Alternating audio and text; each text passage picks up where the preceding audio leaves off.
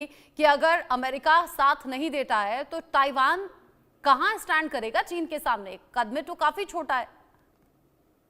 बिल्कुल रचना जी, इसमें कोई दो राय नहीं है कि ताइवान के पास इतनी काबिलियत नहीं है मिलिटरीली कि वो चाइना का मुकाबला कर सके। मैं ये कहता हूं कि आज के दिन चाइना इतना पावरफुल कंट्री है कि कोई भी देश, अकेला देश, मैं उसको अमेरिका को भी शामिल करना चाहता हूं, कि कोई भी देश अकेला अब चाइना से मुकाबला नहीं कर सकता। चाइना से मुकाबला करने के लिए कई देशों को इकट्ठा मिलिट्री अलायंस बनाना पड़ेगा, तभी चाइना को रोक सकते हैं। नंबर एक।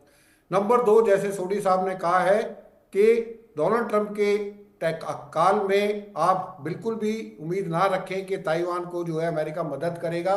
सैनिक तो अपने भेजेगा नहीं, ज्यादा ज्यादा इमदाद कर देगा। उस इमदाद से ताइवान चाइना को नहीं रोक सकेगा।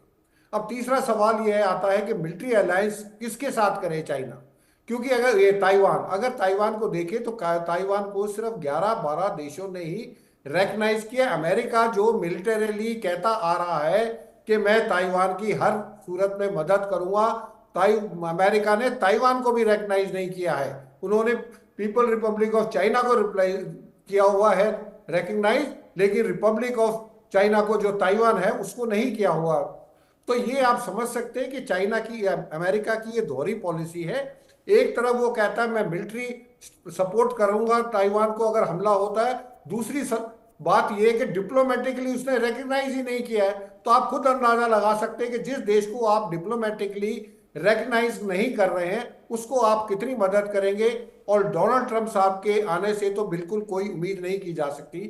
और यही वजह है जिसकी वजह से चाइना ने अपना जो एग्रेसिव पोस्चर है उसको और बढ़ा दिया है, क्योंकि चाइना को यह लगता है कि अब जो सही समय आ गया है ताइवान पे हमला करने का, और ताइवान की कोई भी मेरे को नहीं लगता मदद कर पाएगा।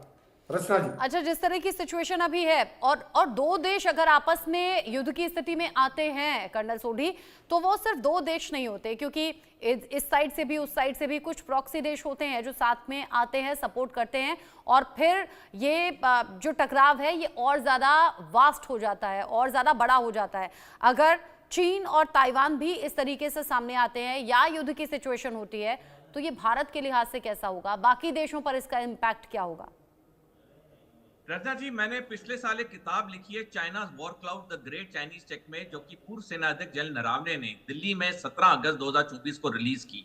मैंने इस किताब में आंकड़ों के साथ लिखा है कि ये जो युद्ध होगा चीन और ताइवान का, इसमें चीन की जीत होगी अगर अमेरिका और बाकी देश जो लिटरल देश हैं साउथ चाइना सी के, वो अगर मिलके एक संगठन नहीं बनाते। मैंने ये भी लिखा है अब वक्त आ चुका है कि भारत को भी इस मिलिट्री अलायंस में पार्ट होने का, हिस्सा लेने का।